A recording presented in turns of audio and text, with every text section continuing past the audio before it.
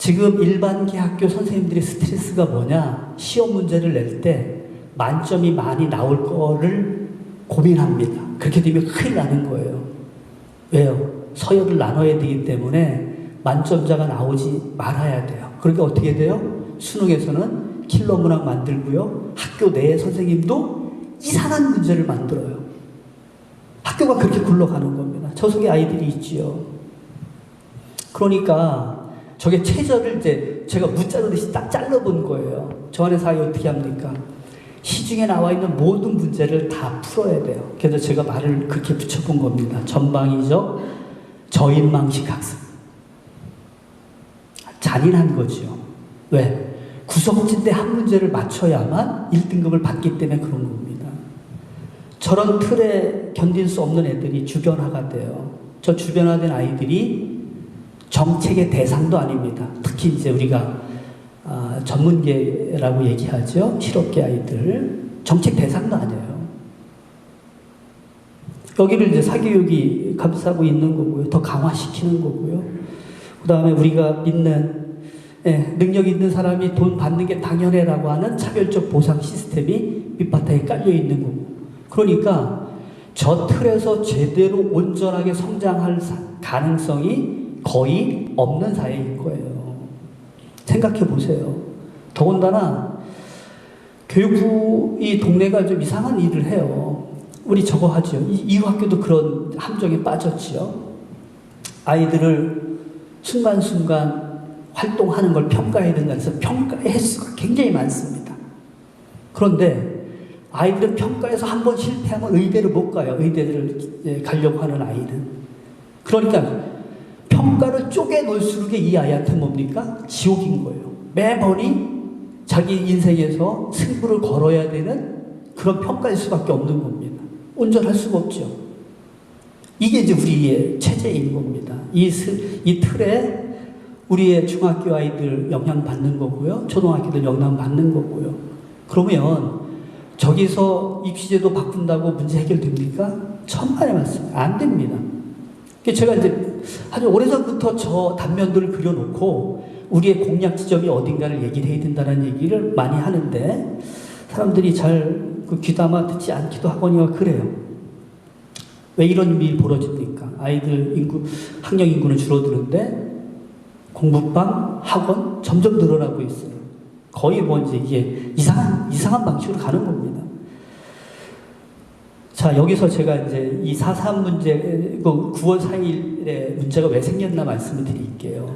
학교는 관계가 파편화될 수밖에 없습니다. 구조적으로요. 학생들은 대학에 가는 것과 관련된 것 아니면 안 합니다.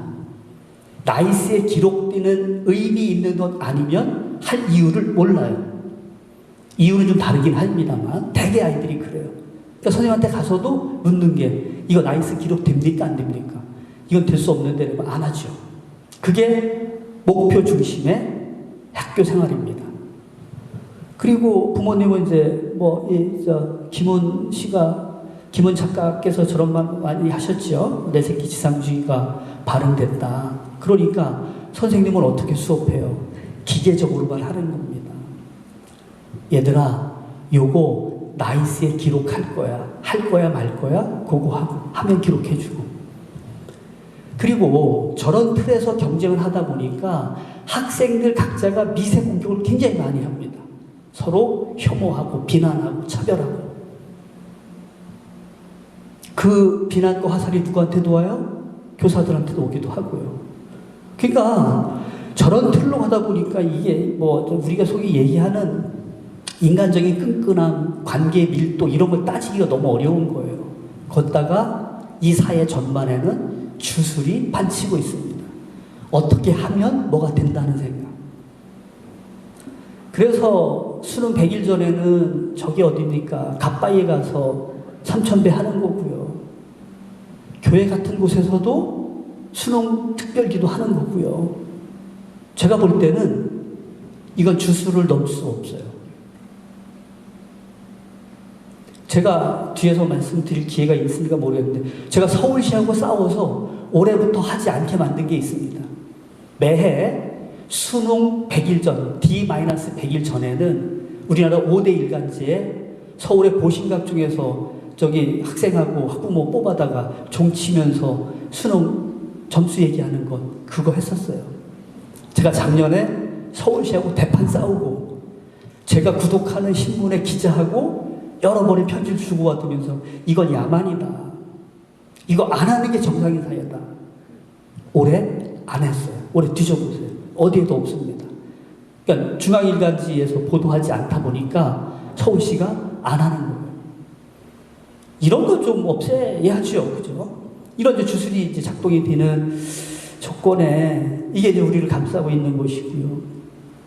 그리고 이제 저 밑에 제도가 잘못 설계된 것이 앉아 있는 거예요. 제가 말씀드리잖아요. 의대를 가고자 하는 아이가 수많은 시험 중에 한 번 실패하게 되면 의대 못 간다고요. 그러니까 그 친구들이 어떻게 돼요? 한 번 실패하면, 한 번 실패하면 학교를 때려치고 학원에 가거나 학교를 졸업하고 뭐예요? 재입학을 합니다. 왜? 내 신분을 세탁해야 돼. 그러니까 내신에서 점수 안 받은 걸 지우고 새로 하려면 자퇴했다가 재입학을 하는 거예요. 점점 비율이 늘어나고 있습니다. 못 본 채를 하는 거예요. 우리 어른들이.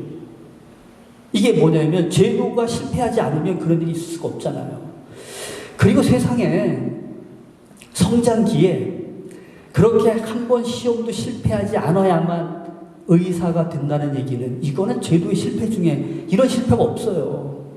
근데 우리는 순응하고 그냥 따라가는 겁니다. 너무 속상하잖아요. 우리의 교육의 인식감, 생각의 기본. 제가 이렇게 얘기해도 나가시는 거 어쩔 수 없어. 일단은 뭔가 좀 기틀을 만들어야 돼라는, 이게 우리의 인식의 기본값이기 때문에 아무리 제도가 우리를 옥죄고 그 속에서 우리가 서로가 상처를 받는다고 해도 쉽게 변하지가 않는 겁니다. 저는 우리 그 문학 평론하시는 분이시죠? 신세별 선생님. 이 문학하시는 분들의 감수성이 이런 언어를 만들어낸다고 생각해요. 저는 교육학자보다 이런 분의 언어가 훨씬 더 정확하다고 생각합니다. 부모 도덕이라는 말을 하셨어요. 개념을. 그리고 이렇게 얘기합니다. 이 시대에 살아가는 부모가 반드시 해야 될 것 같은 원리로 장착하고 있는 것, 다 공유하고 있는 거예요. 그걸 동일하게 공유하고 있으면 어떻게 해야 돼요? 모두가 알면서 망한 길로 가는 거죠. 자, 이제 이 길로 그러면 이제 계속 갈 거냐 이제 고민일 텐데, 이거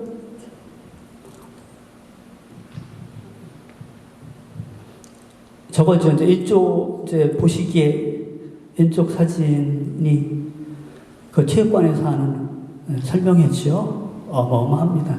저 같은데 저 강의 포스터 붙이면요 10명 오기 바빠요. 어마어마한데. 그런데 이제 그분들이 하고 있는 말이 대개는 늦어도 중2까지는 뭔가 끝내야 된다고 얘기를 하는 거예요. 그 밑에 사진 보시면 아이가 안쓰럽죠. 새우깡 들고 학원에 가는 모습이고요. 저 틀에 너무 일상적이기 때문에 저게 익숙하게 받아들일 수 있을 것 같기도 하고요. 그런데 너무 잔인하다는 겁니다. 그리고 또 한 가지는 이제 9월 4일 날 벌어졌던 일과도 관련이 있는데요. 부모님들이 교육의 소비자로 자기 스스로를 위치 지어요. 그러니까 자기의 존재를 좀 뭐라고 할까요? 외소화시킨다고 할까요? 적어도 내가 교육의 주권자지라는 생각보다는 나는 내가 돈 내서 좀 더 적절하고 좀 더 타당한 합리적 이 가격의 뭔가를 얻을 거라는 생각을 갖는 겁니다. 왜요? 어릴 때부터 키웠어요. 이모도 골라서 이모한테 맡기죠. 근데 이모가 좀 마음에 안 들어? 가르치우는 겁니다. 학원 그렇죠. 유치원 그렇죠.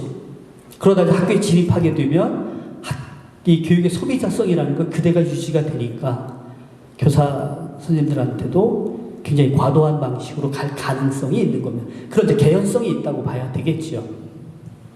특히요, 제가 아주 좀 속상한 거는 대한민국 사회에 떠돌고 있는 말 중에 내 돈 내 산이라는 말이에요. 내가 돈 내고 내가 샀으니까 괜찮다는 얘기죠. 세상에 그런 민주주의가 어디 있습니까? 그런 사회는 동물의 세계예요.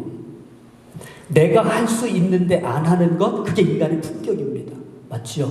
내가 돈도 많아. 근데 할 수 있는데 안 하는 것, 거기서 품격이 시작되는 거예요. 근데 저런 말이 일상의 언어가 되다 보니까, 우리 그런 거 아시죠? 그러니까, 온라인상에 보면은 자기 통장에 잔고 찍어서 올리는 친구들 있잖아요.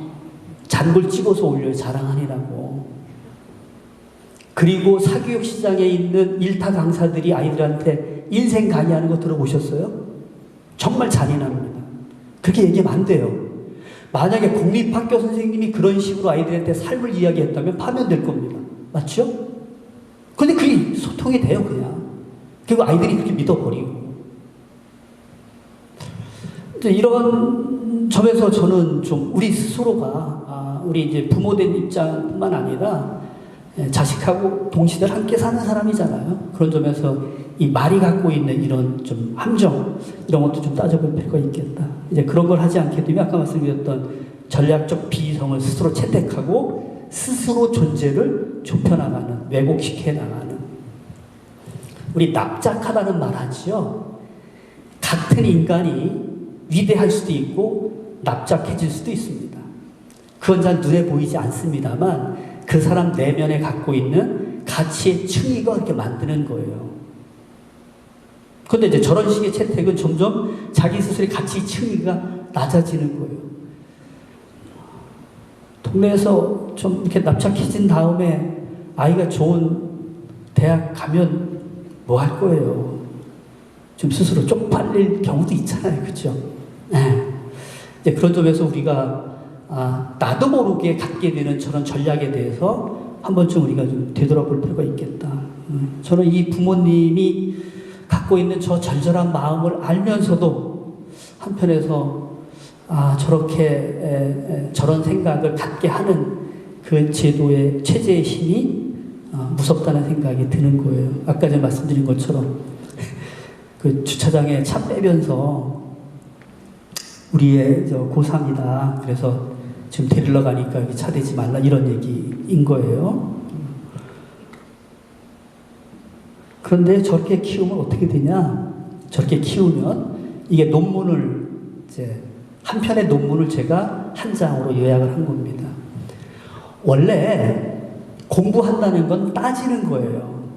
배운다는 것은 기성의 질서에 도전하는 겁니다. 왜냐하면 내가 갖고 있는 이상과 내가 갖고 있는 꿈에 비춰볼 때 현실은 늘상 그렇게 안 굴러가거든요. 이게 왜 그러냐? 야, 자본주의는 모든 사람이 행복할 수 있는 그런 시스템이라며. 근데 왜 이래? 따져 묻는 것, 그게 질문입니다. 그래서 이제 우리 역사를 전공하신 분들은 너무 잘 아실 거예요.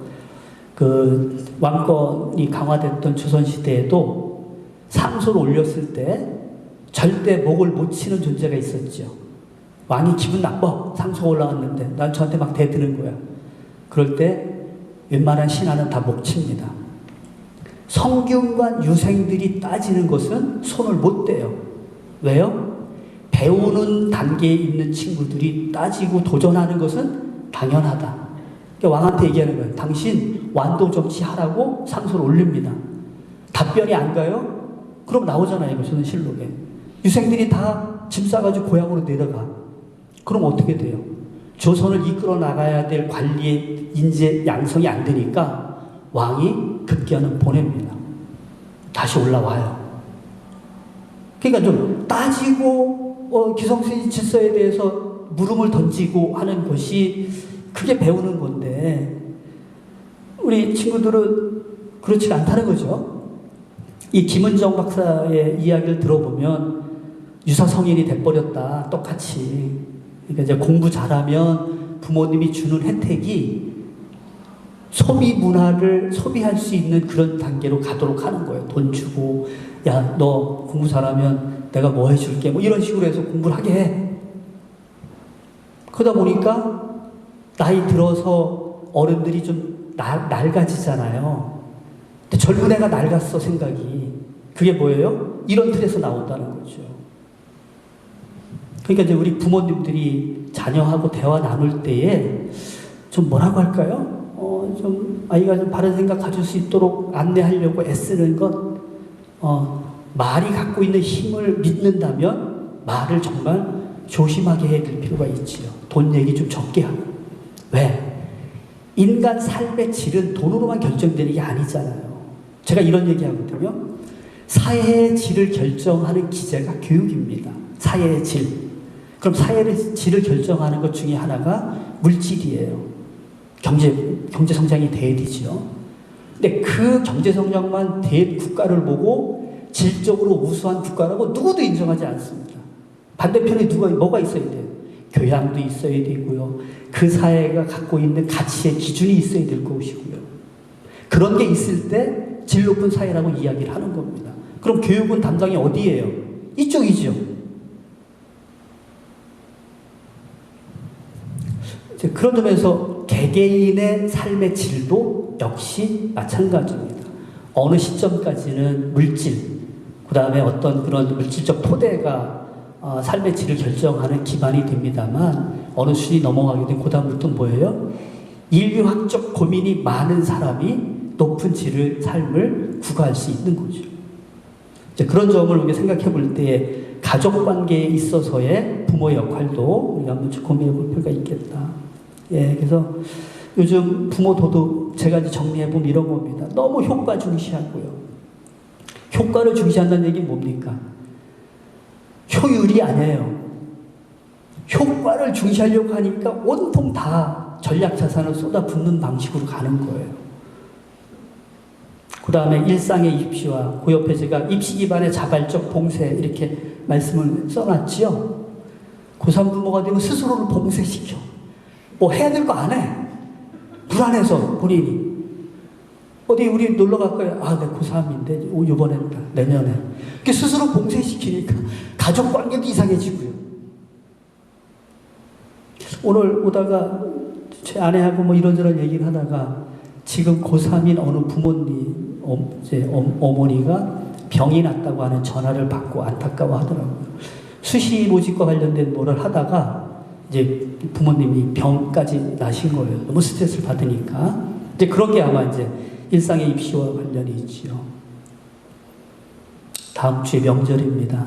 명절에 자녀분을 데리고 시골을 가시겠어요? 아니면 봉쇄하시겠습니까? 보이는 거예요. 그 다음에 이제 작은 분노의 확산이 아니면 어떤 거냐면, 왜 그래서 내 아이가 잘 돼야 되는데 학교에서 요만큼 손해본다 싶으면 뭐예요? 가만히 못 있어요. 분노 표출하는 겁니다. 전화 걸어서 수정해달라고 이야기하고요. 우리의 나이스에 왜 이렇게 기록이 됐는지를 바꿔달라고 요청을 하고. 우리 2년 전인가 3년 전인가 연세대학교에 3명의 학생이 시위를 하고 있는 청소 노동자들 고소한 사건이 있었지요. 재판까지 간.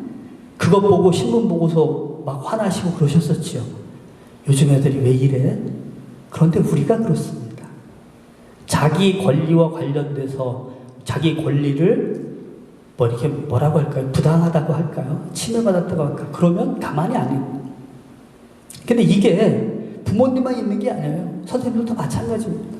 사실은 9월 4일 날 그 현상 중에 하나는, 누구도 분석하지 않는 현상 중에 하나는 뭐냐면 이 권리의 개인화가 충돌된 장면입니다. 전 그렇게 해석을 해요. 첫 번째 하나는, 서로가 권리의 개인화를 주장하다 보니까 선생님도 뭡니까? 4시 반 이후엔 전화 걸지 말라고 다 꺼놓고 있고요. 맞죠? 그러니까 이 깊은 밀도 있는 관계를 맺지 않겠다는 게 너무 명확해요. 애초부터. 그러니까 자꾸 엇나가는 거예요, 서로. 그게 충돌된 장면인데 그런 분석을 하는 사람이 별로 없더라고요. 저는 근데 그렇게 여러 장면 중에 그런 분석이 꼭지가 날 수 있겠다. 그다음에 이제 사상의 부재라는 게 뭐냐면 우리가 다 무식해요. 인식, 생각의 학살을 당한 겁니다. 무슨 얘기냐면 아이를 좋은 대학에 보내는데 골몰하게 되면 다른 생각 가질 수가 없어요. 거기에 무슨 뭐 인간중심적 사유 뭐 이런 거 할 수가 없잖아요. 그러니까 그런 생각을 안 하는 게 뭡니까? 인식론에 학살되는 거예요. 한쪽은 너무 많이 하는데 나머지는 무식해지는 거예요. 어떻게? 선택적 무식, 전략적으로 무식해집니다. 제가 이제 우스갯소리로 제가 있는 직장에 교육부의 분들이 오셨어요. 그분들은 디지털 전환이 대한민국이 살 길이라는 거예요. 그래서 제가 얘기했어요. 다른 얘기도 같이 좀 하셨으면 좋겠어요. 다른 얘기도. 계속 그 얘기만 해서 제가 이렇게 선택적으로 무식해지면 곤란한데요. 선택적으로 무식해지는 거예요. 그 얘기만 하니까. 그러니까 이제 이 부모 도덕이 강화돼서 추앙하게 되면 이제 이런 일들이 좀 강화될 가능성이 있지 않겠는가라는 생각을 좀 갖는 거고요. 옛말에 약팽소설이라는 말이 있어요. 아시잖아요? 작은 생선 구울 때 너무 자주 뒤집으면 다 깨져요. 인간 존재가 성장하는 과정도 이와 같습니다. 면밀하게 봐야 되지만 자잘한 것 계속 지속적으로 얘기하고 뭐 이렇게 저거 하게 되면 잊기가 대단히 어렵지요. 그러니까 이런 지혜를 우리가 좀 한 번쯤 머릿속에 놓고 곱씹어볼 필요가 있겠다. 나를 놓고 보자고요. 저한테 한번 뭐라고 궁시렁대면 싫어요, 저. 내가 알아서 할게요. 이제 교육청 같은 데서도 이렇게 일하다 보면 그래요. 이렇게 알아서 할 테니까 나중에 책임을 물으면 그때 얘기합시다. 자, 그래서 저는 이제 큰 질문을 좀 한번 해보겠습니다. 우리 너무 어려워요. 서울 2분기 학기 출산율이 7.04요? 7.04면 어떻게 돼요? 서울도 학교 폐교 단계 되고 그래야 되잖아요. 그러니까 이제 물질적 지표는 굉장히 높아요. 군사력도 뛰어나고. 근데 인간의 실존과 존엄을 고민할 수 있는 기준으로 놓고 보게 되면 바닥이라는 겁니다. 출산율이 최고 낮고요. 자살률 말할 것도 없고요. 그래서 이제 이런 것이 교육과 관련돼서 조금은 좀 고민이 될 필요가 있겠다. 자녀분들하고 이야기할 때도 이런 것 좋은 화두가 아닐까 싶어요. 예를 들면 그 시골에 갈 때 차에서 무슨 얘기 하실 거예요? 너 결혼하면 애기 날 거야 안 날 거야부터 뭐 이런 얘기 할 수도 있겠고, 그죠? 야, 근데 보니까 이렇더라. 뭐 걱정이 되기는 해. 왜냐하면 거시적 차원의 질서가 나의 일상에 직접적 영향을 미치거든요. 우리가 아닌 것 같지만. 그러니까 이 흐름을 아는 건 매우 중요하다고 볼 수 있을 것 같습니다. 그래서 이제 우리가 아포리아라는 얘기를 하죠. 아포리아, 꽉 막힌, 오도 가도 못하는. 어느 분이 설명할 때 그렇게 얘기하더라고요. 저 배에 인류가 타고 있다. 인류가 배가 침몰할 것 같으니까 뛰어내리면 바다에 빠져 죽는 거고, 가만히 있으면 배와 함께 침몰하는 거고, 무슨 선택할래? 그게 이제 질문을 하는데, 저 안에 있는 우리들은 오늘 저녁에 어떤 메뉴를 먹을 건가에 대한 고민이 더 깊다는 이야기를 하는 거예요. 그러니까 이제 저런 식의 철학자들의 언어를 놓고 보게 되면, 그래, 아포리아 오도 가도 못하는 상황인데 그럼 어떻게 해? 공존하려고 하면은 해야 될 일이 참 많아요. 공멸의 길은 간단합니다. 고민하지 않고 지금 하던 대로 하면 돼. 그죠? 이런 면이 이제 우리 자녀들하고 함께 풀어야 될 문제일 거다라는 겁니다. 우리 왜 이렇게 살아요? 좀 웃기지 않아요? 저런 단계에서 우리 애들한테 바라고 있는 것도 참 웃기는 것 같기도 하고요.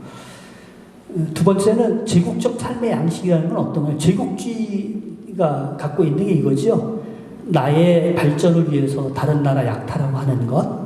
개인 차원에서 제국적 삶의 양식은 다른 게 아니고 도시에 살고 있는 삶이 제국적 삶의 양식입니다. 나의 전기, 다른 동네에서 오면서 온갖 농사 짓는 사람들의 밭 위에다가 전선 걸어가지고 여기 오는 거 아니에요.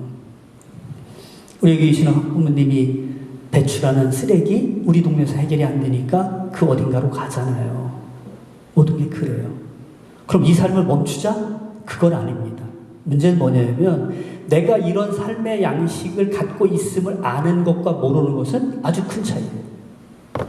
그런데 제가 이 말씀을 드리면 우리 교육에서는 이러한 삶의 양식을 당연하게 이야기를 하거나 아니면 좋은 삶으로 교육이 미화해 왔다는 거예요. 그렇죠? 그리고 계속 저런 삶을 살도록 우리가 부추겨 온 측면이 많잖아요. 근데 그게 가능하겠는가라는 생각도 들고요. 예, 제가 선택적 무지라고 얘기했는데 어떤 거에 무지할까요, 우리가?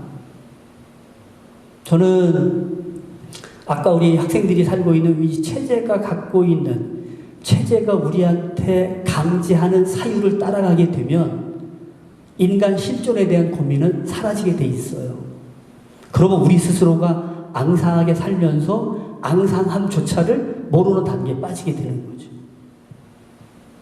근데 서로 모르면 괜찮은데 개중에 그래도 또 아는 사람이 있어요. 그렇죠? 그런 사람이 보기에는 안쓰럽기도 하고 뭐 이렇게 되는 거예요. 자, 이런 점을 우리가 생각해 볼 때 좀 더 고민의 깊이가 갔으면 좋겠다. 우리 허준희 교수님이 노벨상이 아니죠. 필즈상 받고 모교에 초대를 받아 가서 격려사 하면서 야, 저런 얘기를 했더라고요. 제가 굉장히 충격을 받았습니다. 진학, 취업 준비, 결혼 준비, 육아, 자녀 교육, 승진, 은퇴, 노후 준비를 거쳐 어디 병원 그럴듯한 1인실에서 사망하기 위한 준비에 산만해지지 않기를 바란다. 우리 저 안에 있지요? 제가 저 안에서 삶을 구성하고 있고요. 그러다 보니까 불안해지기도 하고 그러는 겁니다. 근데 이분이, 제가 이제 그런 생각을 해봤어요. 이 정도의 삶에 대한, 존재에 대한 사유가 있다면, 챗GPT가 못 푸는 수학 문제 풀겠구나. 사고의 영역이 전혀 다른 세계에 가 있는. 이제 제가 이제 하도 궁금해서 젊은 분이 저렇게 사유할 수 있는 게 어디서 출발되나 봤더니 고등학교 때 시인이 되기를 이렇게 마음먹었다면서요. 예, 그 단계에서 시인이 되기 위해서 늦은 밤에 시어를 골라냈던 저 모래판에서 사금을 고르듯이 그런 시간이 있을 거 아니에요. 그 시간 속에서 인간 존재에 대해서 고민했을 겁니다. 그게 얼마나 값질까요? 그런 게 있는 사람과 없는 사람이 세상을 보는 차이는 너무 크고요. 이분이 보는 세계와 우리가 보는 세계의 차원이 다릅니다. 제가 못 보는 세계가 너무 많은 거죠. 저는 이걸 보면서 그래도 이제 비교 상대로 놓고 얘기를 하자면 그래도 대한민국 학교에서 몇몇 학교는 이 정도는 아니지만 이 존재에 대한 고민을 하도록 얘기하는 동네가 있지 않겠느냐. 이제 그 이전에 했던 거는 이제 거창고등학교 같은 경우가 이런 걸 자극하는 겁니다. 10계명 알죠? 직업선택 10계명. 네, 가장자리로 가라. 어머니가 반대하면 틀림없다. 의심치 말고 가라. 뭐 이렇게. 70년 전에 10개의 직업선택 계명을 놓고 고민하게 한 겁니다. 그 고민 속에서 세상을 달리 보도록 안내한 겁니다. 그게 교육의 힘이에요. 그러면 같은 의사를 해도 삶의 태도 자체가 다른 거예요. 여기 보세요. 살면서 빈곤을 본 적이 없어요. 조문영 교수님은 연세대학교 인류학과 교수님이시죠. 문화인류학과. 그분이 쓴 빈곤 과정이라는 책, 두꺼운 책이 있습니다. 정말 잘 쓰셨더라고요. 거기에 6페이지 앞면에 나옵니다. 제가 저 단어를, 저 문장 하나 읽고서 이게 안 넘어가는 거예요. 자꾸 고민이. 학생들과 수업을 하면서 빈곤이 어떻게 만들어지고 그 속에서 어떤 삶을 살고 있는지 이제 수업을 하면서 학생들에게 먼저 발표 이렇게 준비하는 거예요. 그런 요구에 학생 중에 누군가가 찾아와서 교수님한테 이야기를 하는 겁니다. 아주 해맑은 얼굴. 저는 지금껏 빈곤을 본 적이 없습니다. 이거는 세상을 뭘로만 본 거예요? 자기 집 바운더리에서만 본 거죠. 이게 인신농적 학살입니다. 누가 학살시킨 거예요? 우리 체제가, 우리 교육의 시스템이. 이유가 애초에 이제 생각의 바탕을 갖고 출발했다 이렇게 말씀드릴 수 있을 것 같아요. 제가 받은 질문 중에 우리 어느 학부모님이 도대체 이유다운 불안이 뭐냐라고 물으셔요. 제가 연초에 짧은 영상 말씀드릴 때, 아니 모든 학부모가 밖에서 하고 있는 불안 가지고 와서 이유 학교에서 불안하다고 얘기하면 너무 곤란하다. 이유 방식의 불안이 필요하지 않느냐. 이런 불안이죠. 내게 공화적 삶이 있을까? 초기에 저런 질문 때문에 부모님이 생업위에 뭐 했던 거 기록하세요 이런 얘기를 했었죠. 너무 이제 그때 오만한 질문이긴 했습니다만 우리가 묻는 거예요. 공화적 삶. 저거 있나? 내 자식에게 또는 동네 성장세대에게 내가 좋은 선생인가? 우리 이 얘기 많이 하죠. 한 아이를 키우기 위해서 온 동네가 필요하다? 그건 무슨 얘기예요? 동네인 내가 좋은 선생이 돼야 된다는 얘기예요. 내 방식으로 해석을 해야 돼. 동네 시설이 많아서 이용하자, 이건 두 번째 문제고, 내가 좋은 교사인가? 내가 갖추고 있는 교양이 내 삶에 밑돌부시를 하는가? 다 교양이 있는데 이 교양이 악세사리가 있는 경우도 많죠. 나의 생태 감수성 어떤 수준이냐, 이웃과 자연에 대해서 나는 어떤 존재이냐, 내가. 저런 생각하다 보면, 내가 너무 터무니없이 이게 못 미치는 것 같아? 그런 것도 있고, 다른 사람이 나를 볼 때 조금은, 너무 이렇게 허접해 보이는 것 같아, 이렇게 볼 것 같은 생각도 들고, 불안하죠. 혹시 이런 불안은 없으셔요? 내 자식이 고난의 길을 자기 삶으로 선택하면 어떻게 하나? 얘가 갑자기 혁명까지는 안 되지만 뭐 사회의 이로움이 되겠대. 나를 갈아서 뭐 사회를 바꾸겠대. 어떻게 할 거예요? 혹 내 자식이 당신 삶의 형식을 보면서 삶의 가치가 무엇인지를 진지하게 고민하겠다. 두 가지일 겁니다. 우리 아빠의 가치 수준이 높아서 저런 얘기할 수 있고요. 내가 생각한 것보다 훨씬 더 부모의 수준이 낮아서 저런 얘기할 수도 있을 것 같고.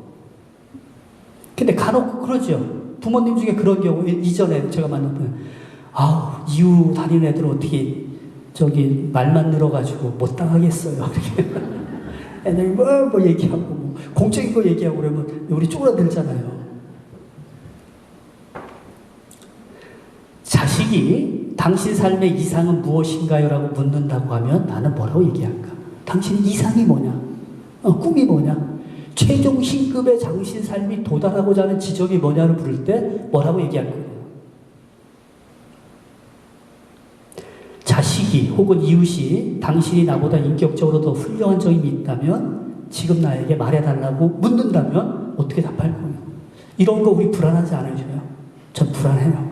제 딸아이가 저런 질문 막 하고 날까봐. 왜? 제가 조금 전에 말씀드렸던 이후의 이념의 기반을 놓고 보면 저런 질문이 나올 수밖에 없어요. 근데 매 순간 저런 질문을 달고 사는 애는 문제가 있는 애예요. 그건 너무 심각한 거고, 매 순간. 근데 툭툭 던질 때 나오는 질문이 저런 것 중에 하나라고 하면 잘 배운 겁니다. 삶에 대한 고민이 깊은 거예요. 그리고 칭찬을 해야 되죠. 사실 내가 이 나이 먹도록 하지 못한 고민을 네가 하는 걸 보고 내가 조금은 창피하기는 해. 근데 자랑스럽다. 네가 그런 고민을 한다니. 뭐 이런 거. 그러니까 저는 이후에서 하고자 하면 내적 불안은 굉장히 클 수 있겠다는 생각을 많이 합니다. 그리고 저는 저렇게 믿고 살고자 애를 쓰다 보니까 저 말을 많이 해요.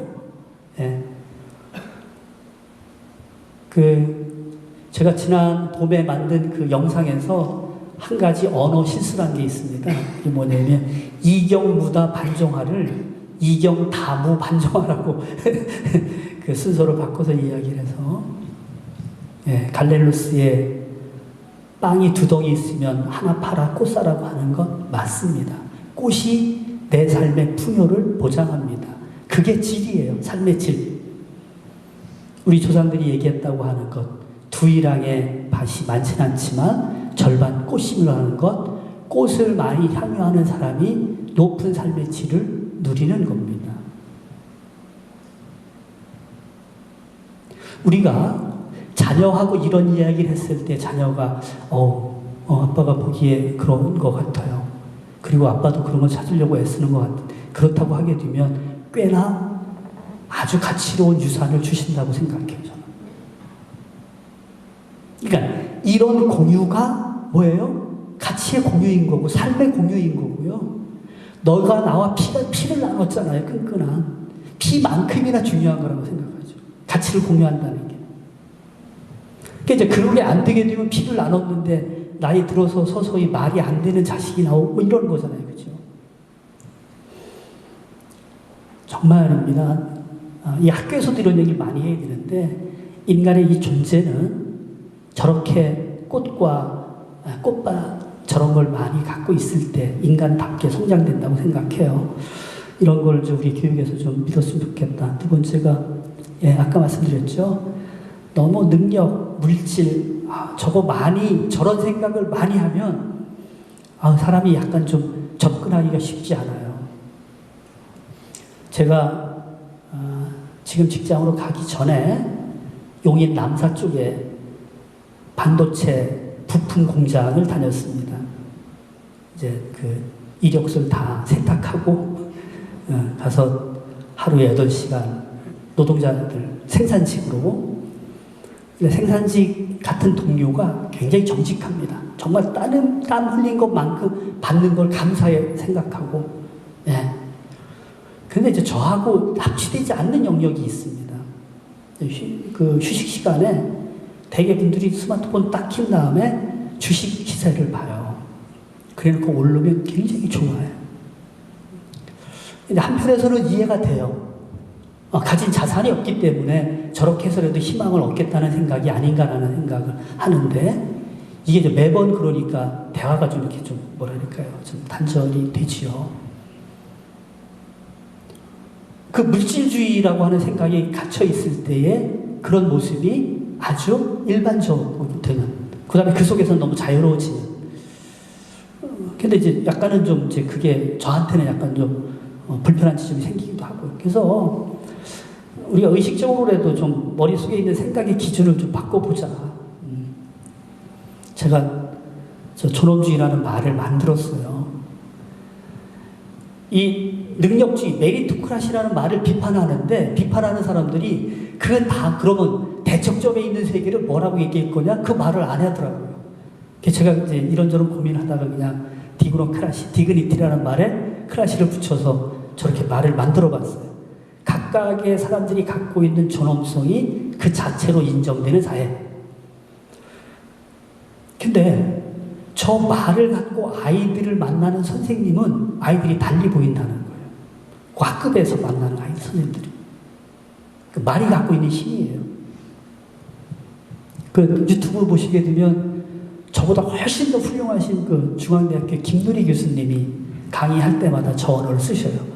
제 거 빌려오신 겁니다. 그게 디고노크라시.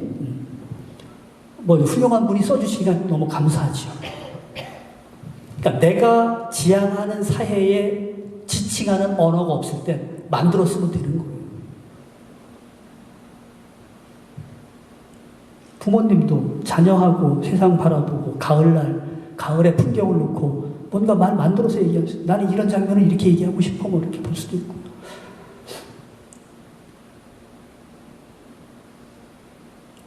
그 다음에 이제 공동체성인데요. 저는 이웃이라는 말이 참 좋습니다. 이웃. 제가 아파트에 이사하게 되면 아래 윗집 이렇게 이제 떡도 돌리고 좀 그러면 굉장히 낯설어 해요. 이제 편지에 제가 좋은 이웃이 되고 싶어서 제가 먼저 이렇게 말 겁니다. 이런 얘기도 좀 하고요. 이웃이 있을 때 나의 생활도 편안해지죠. 예컨대 내가 집을 비워야 돼. 키를 주고 우리 집 좀 봐주세요. 누가 오기로 했는데 뭐 이렇게 얘기할 수도 있는 거고요. 이웃 감각이 회복되면 이야기가 순환되기 시작합니다. 그 다음에 이제 공감이죠. 정서적 공감은 다 알아요. 근데 좀 알아서 공감이 돼야 돼. 그러니까 저기 공감에는 우리 이제 그 전치영 교수님인가 그분이 얘기하죠. 2가지 동시에 가야 된다. 마음만 가지고 안 된다. 머리로도 공감이 돼야 된다. 지적으로도. 이제 이 두 가지가 함께해서 그래서 뭡니까? 배워야 되는 거예요. 배워야 언어가 갖고 있는 본질을 함께 나눌 수 있는 거죠. 그러니까 이제 이게 이제 그 인지적 공감이 잘 안 되게 되면 같은 얘기를 하는데 전혀 다른 방식으로 해석이 되게 되면 뭔가 이게 모여지지가 않잖아요. 그래서 이후에 우리 부모님들이 이렇게 함께 모여서 공부하는 것, 그다음에 여러 가지 동아리가 있잖아요. 그러면은 공동체에서 회복하는데 정말 좋은 기제들이다.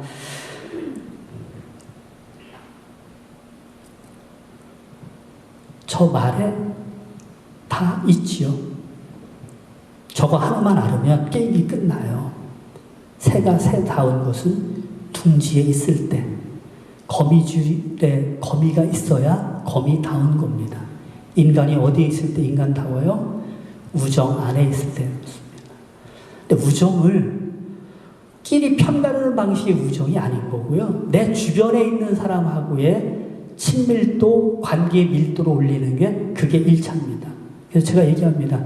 직장에서 개판 치는 사람이 밖에 나가서 고상한 삶을 살 수가 없다. 자기 동료한테 막대 먹은 사람이 사람들에게 품격 있는 사람으로 비춰지는 적은 한 번도 없다. 이 옆에서다. 시장. 그래야 이 공감의 반경이 커지고 우정의 반경이 커지는 거잖아요. 여기서 반경이 형성되지 않았는데 다른 데서 있다는 것, 그거는 이해관계에 의해서 만들어지거나 아니면 특별한 뭐라고 할까요? 취향성 이런 것 때문에 만들어진 거가 그럴 거예요.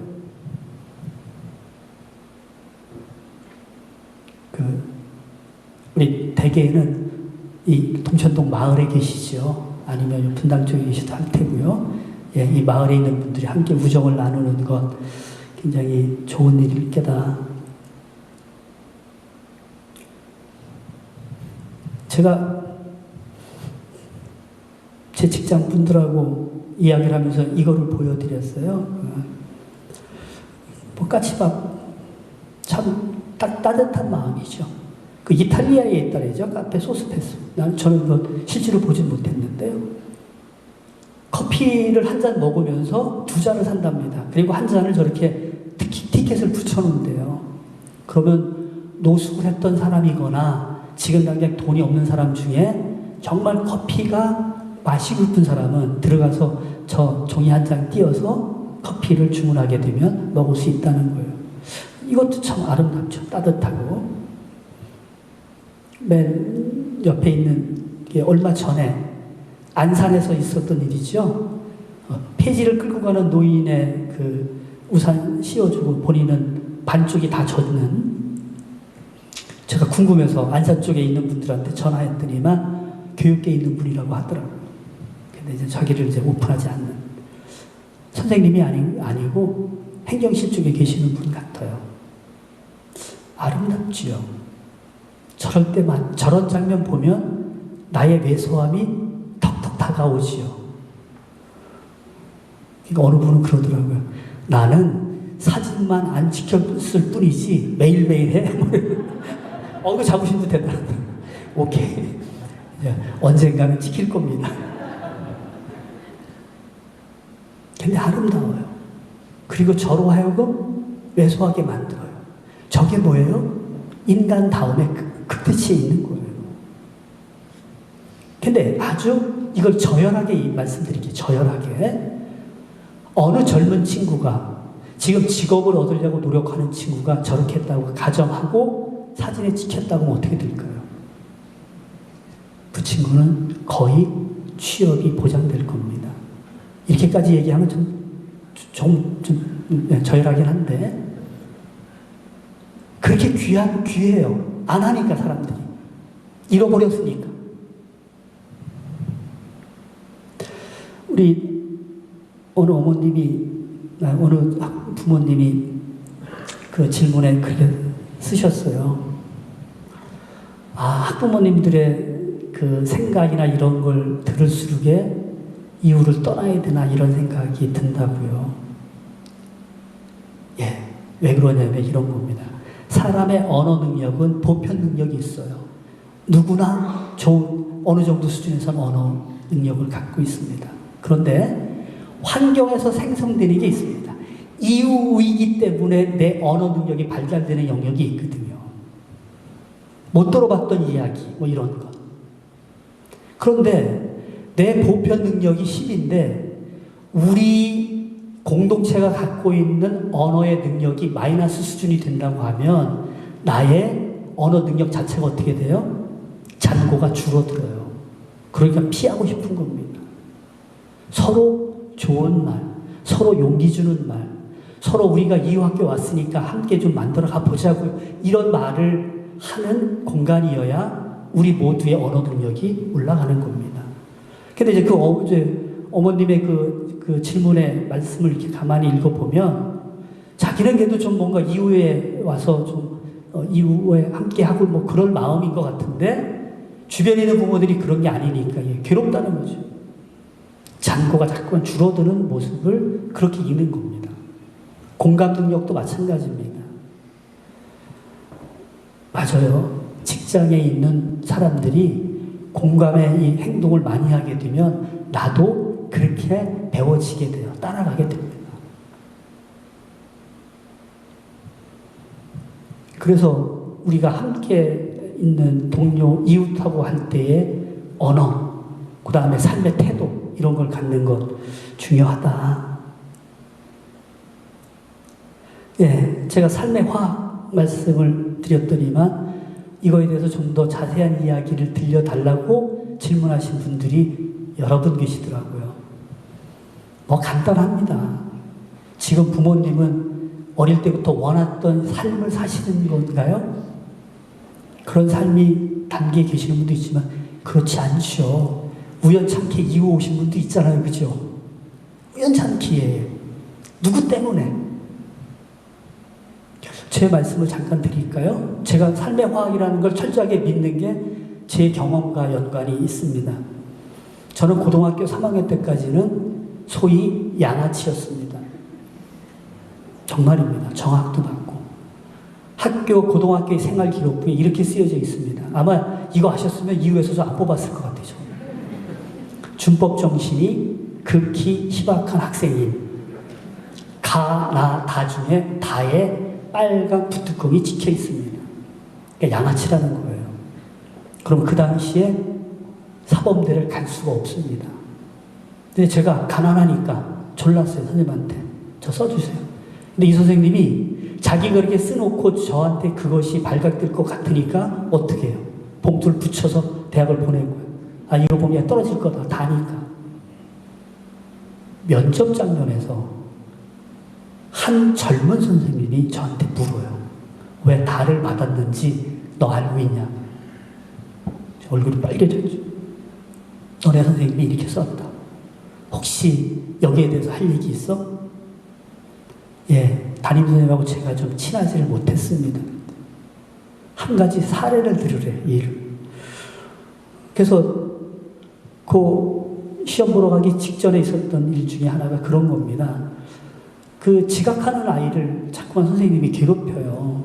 그 벌금도 물리고 화장실 청소하게 하고. 근데 그 친구는 첫 차를 타고 나와도 지각이에요. 뭐니까 첫 차를 타고 나와도. 그러니까 매일 그런 대우를 받는 게 안쓰러워서 제가 담임 선생님한테 쟤는 좀 빼주시면 안 될까 이랬더니 화가 나셔서 저를 막 때리고 네가 담임이 해라 이 새끼야 그러면서 이제 그런 일이 있다 보니까 누적된 거죠. 근데요 그분이 저한테 이렇게 얘기합니다. 젊은 친구가 좀 그렇게 그런 면도 있어야지. 그래놓고 됐어요. 되고 난 다음에 그분이 저를 불러서 이렇게 얘기를 합니다. 자네 내 연구실 책상 하나 있는데 귀퉁이에 거기 와서 간혹 심부름하고 그러지 않을래? 제가 이제 거길 갔지요. 그래서 처음으로 어른한테 사람 대접을 받아봤고요. 공부하는 게 어떤 건가 그분이 가끔이 전하는 말 가지고 배웠어요. 그리고 이제 군대를 갔다 오니까 이분이 또 찾아요, 저를. 그래서 이제 박사학위까지 그분한테 했습니다. 박사학위를 학생 인권으로 했어요. 그 당시 24년 전에 그랬으니까 많은 분들이 저를 욕하는 겁니다. 교사가 무슨 학생 인권이냐. 개성이 형 막 욕도 먹고요. 근데 실제로 제가 쓴 논문에 갑하는 곳을 찾다 보니까 국립밖에 있을 수가 없는 거예요. 이렇게 사표를 내고 대안학교로 갔습니다. 근데 가는 과정이 삶의 화학이에요. 제가 그 춘천에서 젊은 교사들하고 뭐 이렇게 고민하면서 전국에 있는 각지에 있는 강사들을 불러다가 강의를 듣는 프로그램을 운영을 했었어요. 우리 돈 털어가지고 하면서. 그때 불렀던 강사 중에 한 분이 간디학교 양유규 선생님입니다. 설립자. 제가 그분한테 편지를 보냈죠. 내 공립학교 교사인데 내 신념대로 좀 살자고 하니까 당신네 학교 갈 수 있겠냐? 오라는 거예요. 그걸 갑니다. 이화학교를 만나게 된 거, 여기 우리 이사장님도 계시는데 우연한 기회입니다. 간디학교에서 저하고 잠깐 스쳤던 선생님 중에 한 분이 이화학교 설립자 누구한테 이야기를 했대요. 거기 좀 또라이 같은 애가 있다. 한번 찾아봐라. 제가 그 당시에 영주에 있는 동양대학에 있었습니다. 거기를 정원필 그분이 내려왔어요. 제가 이제 허당 같은 건데요. 거기 소수서원이죠, 소수서원. 거기를 함께 거닐다가 갑자기 이분이 운물에서 물을 두레박으로 뜨더니만 뭐 건배를 제안하는 거예요. 건배를 했더니만 이게 도원결입니다. 그것 때문에 이후로 왔어요. 지금껏 제 이력서에 적혀 있는 저의 직장은 11번째입니다. 그러니까 이게 저는 우연한 기회에 어서 만났던 사람, 이야기를 한번 나눴는데 그것을 기억했던 사람, 이런 관계로 해서 뭐가 이렇게 되는, 다 그러실 거라고 생각해요. 근데 왜 유독 아이들에게는 이런 진실을 가리고 트랙으로 꼭 따라가야만 된다고 이야기하는 게 너무 강할까, 대한민국 사회가. 그게 뭐냐면 지금 나이스 기록이 잘못된 거예요. 그게 그렇게 갈 수가 없어요. 그게 좀 코믹하게 이를 데가 없는 거죠. 그러니까 제도는 그렇다고 하더라도 우리는 그러지 말자는 겁니다. 예, 김창희 선생님 이후에 학부모이셨기도 했고, 예, 그분이 쓰신 아버지를 찾아서라는 책 대목에, 예, 그 삶을 앞서 살았던 분으로서의 해안이 담겨 있습니다. 청소년기에 맺는 교우관계, 그 사이에서 숙성시킨 생각의 갈래들과 은밀하게 도모했던 크고 작은 반역들, 또 그 시기에 남몰래 읽은 가운데 가슴이 터질 듯 벅차오르게 했던 책들, 그런 의미에서 청소년기는 비밀로 가득 찬 시절이고 다음 행로의 원형질이 될 수밖에 없는 운명의 기간입니다. 저런 시기에 특정한 틀에서만 뭔가 하도록 얘기하실 거예요. 휴정은.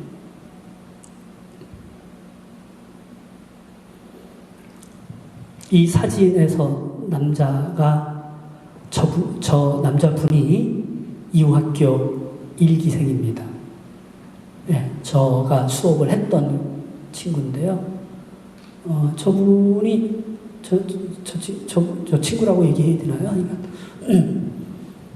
뭐 공부도 속 잘했어요. 좋은 학교 나왔고요. 뭐 우리나라 대기업 다니다가 어느 날 사직을 하고 저를 한번 찾아왔어요. 찾아와서 넌지시하는 이야기가, 선생님 제가 노스쿨을 다니는데요.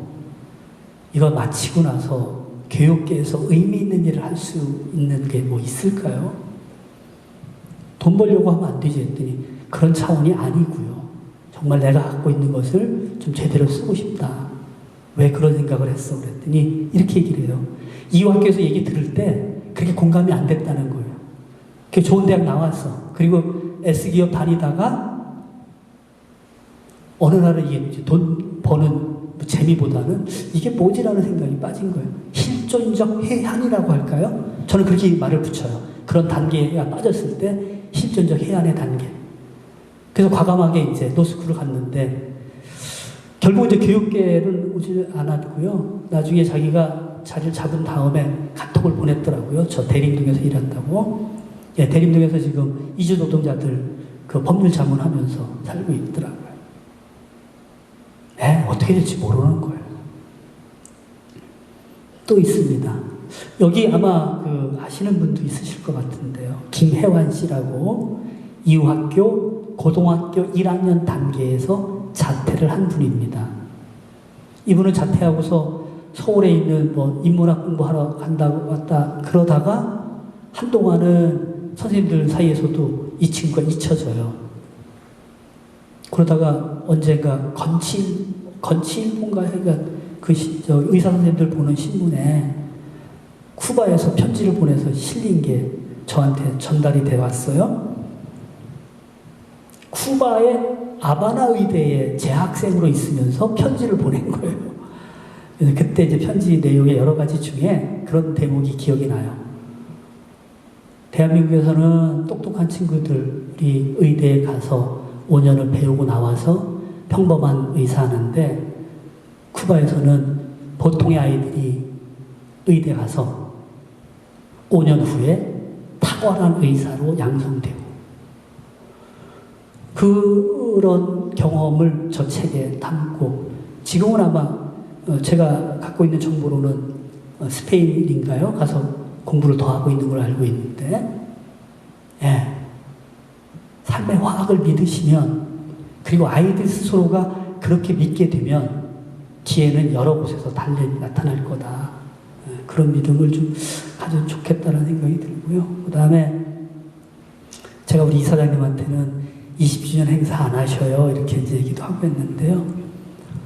의례는 너무 중요합니다. 의례할 때의 준비 과정에서 찌그락빠그락 하잖아요. 그게 뭐냐면 서로의 공감을 순환하는 과정인 거예요. 그리고 의례는 말로 합니다. 주로. 말이 순환돼야 뭐가 돼요? 공유도가 높아져요.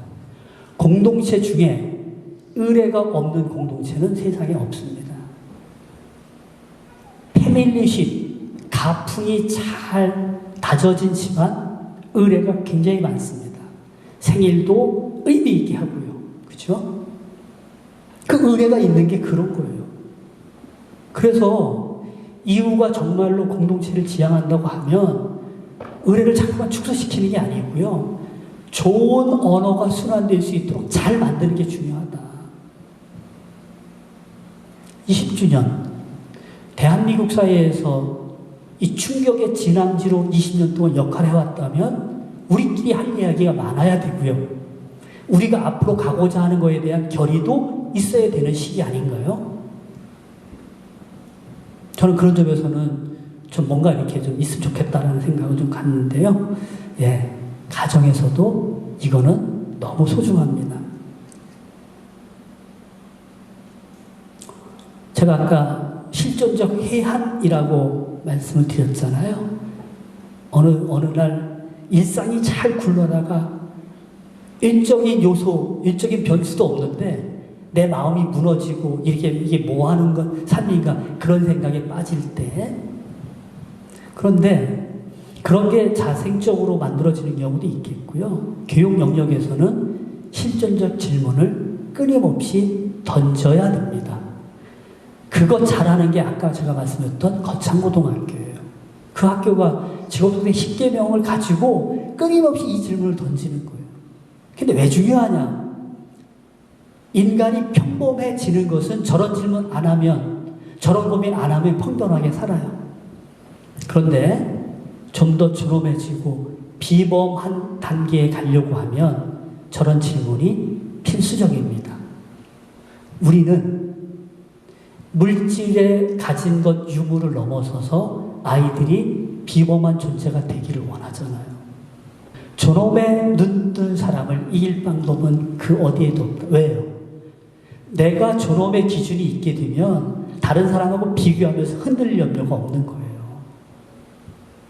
어떤 기준을 갖고 계신가요? 우리 아이에게 어떤 기준을 갖기를 희망하시나요? 우리 인간의 삶의 형식에는 삶의 조건과 무관하게 인간적 품위를 잃지 않는 삶을 살려고 애쓰는 사람이 있고 그런 삶이 가치롭다는 것을 우리는 인정을 합니다.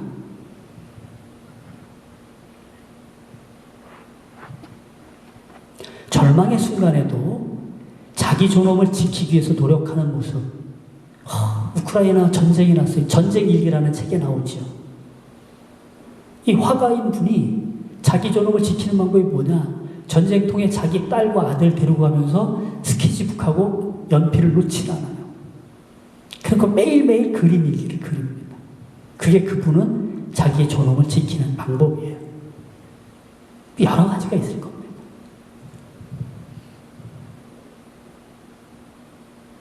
우리 지난 연초에 그 어른 김장하라고 하는 다큐 방영이 됐잖아요.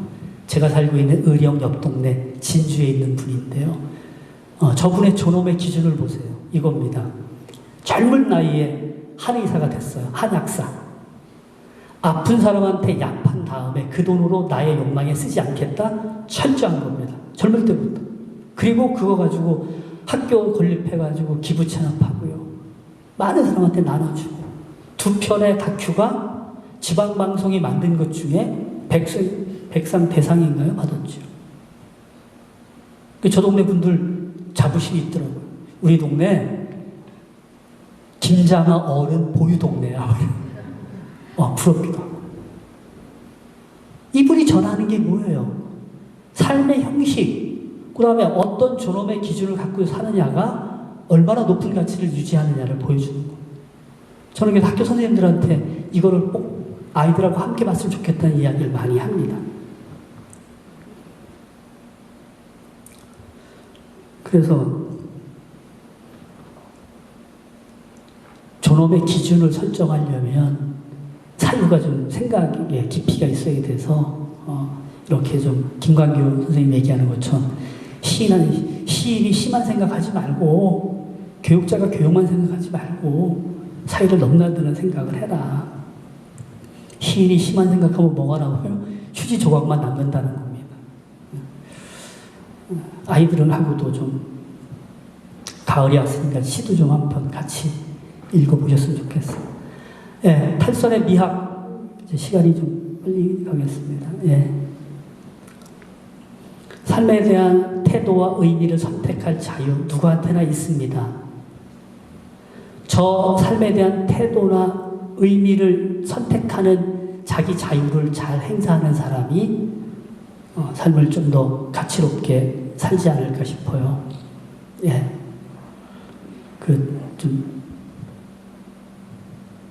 아까 말씀드렸던 자기 손해를 감수할 때 나의 자존이 빛난다는 생각을 하게 되면 그런 삶의 태도를 갖겠지요. 우리 이제 국정의 최고 책임자가 하도 많이 얘기하는 자유가 너무 오염이 됐는데 본디 자유는 이런 의미입니다.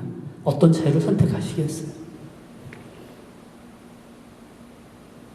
제가 탈선하는 자가 세상을 바꾼다라는 글을 썼던 적이 있습니다. 근데 제가 경상도 가서 경상도 의회로부터 사상 검증을 받는 중에 하나가 그겁니다. 지금도 그 생각을 믿느냐? 당신 빨갱이냐? 그런 얘기예요. 이거는 조향미라고 하는 시인의 시의 그 한 대목이에요. 탈선이라는 시 중에 나오는 건데 줄을 벗어났으니 나락으로 떨어지는 게 아니라 광막한 공간이 나를 품어준다. 두려워하지 말고 줄을 벗어나라. 줄을 벗어나는 게 뭐라 그랬습니까? 실존하는 거라 그랬죠.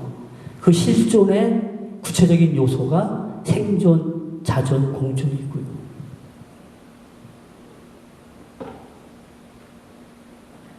또 하나는 이런 믿음을 좀 가지시면 어떨까 싶어요. 이 탈선에 신비가 있습니다. 실패, 좌절, 낯선 도전이 때로는 어떤 사람의 삶에는 빛나는 배경이 돼요. 그것 때문에 더 빛나는 요소가 될 수도 있는 거예요. 밋밋하지 않고요. 그런 점에서도 실패나 좌절, 낯선 도전 이런 거에 대해서 좀 두려움을 좀 덜 갖자 그런 얘기를 하고 싶고요. 예, 쓸모없음의 가치, 그림을 보는 것 대학 입시에 별로 쓸모없습니다. 그죠? 근데 그런 것, 그림을 보고 감동하는 것, 이런 게 내 삶의 질을 결정하는 거예요. 그 오래전에 나온 책 중에 그 서경식이라고 하는 분이 쓴 서양 미술 순례인가요? 예, 그 책 저도 보고서 굉장히 충격을 받았었거든요. 그분이 미술 순례를 하게 된 배경이 그 천상에 나오는 어느 왕의 그림이잖아요, 그죠? 그 사람 시체 껍질 뜨는 흉볼 가는 그림. 그걸 보고 너무 전율하고 떠나질 못해서 이제 그다음부터 이제 그림을 찾아가는.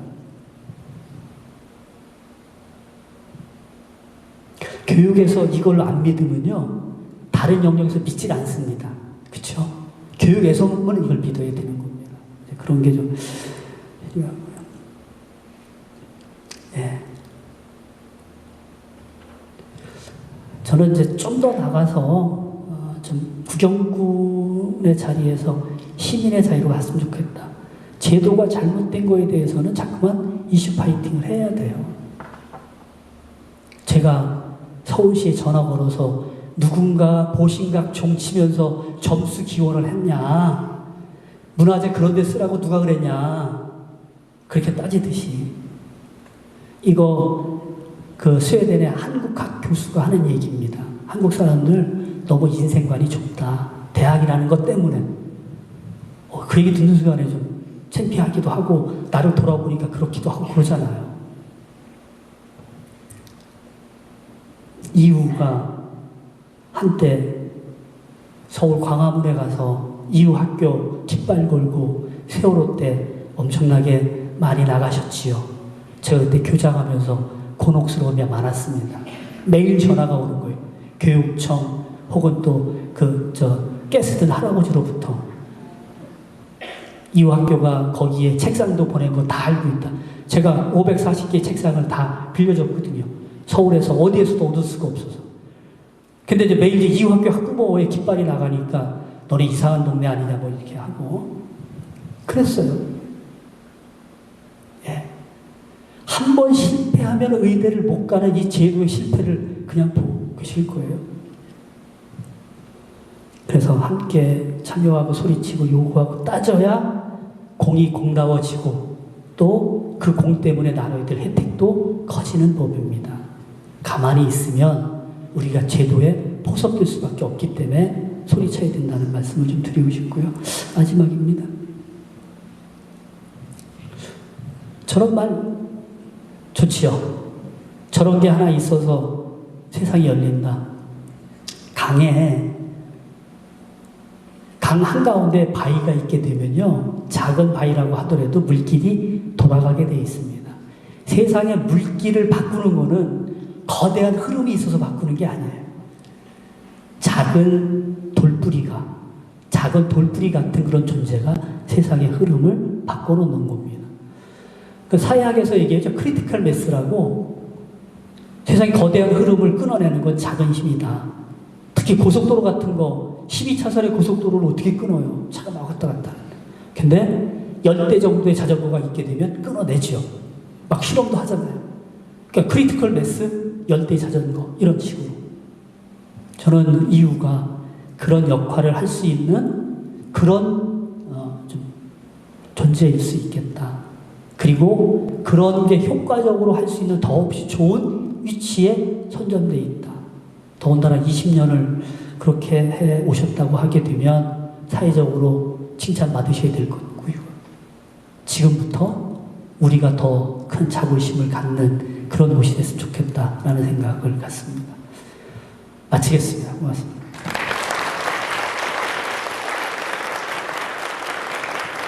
질문 다 말씀 못 드렸는데 한 가지만 제 마음에 남는 것.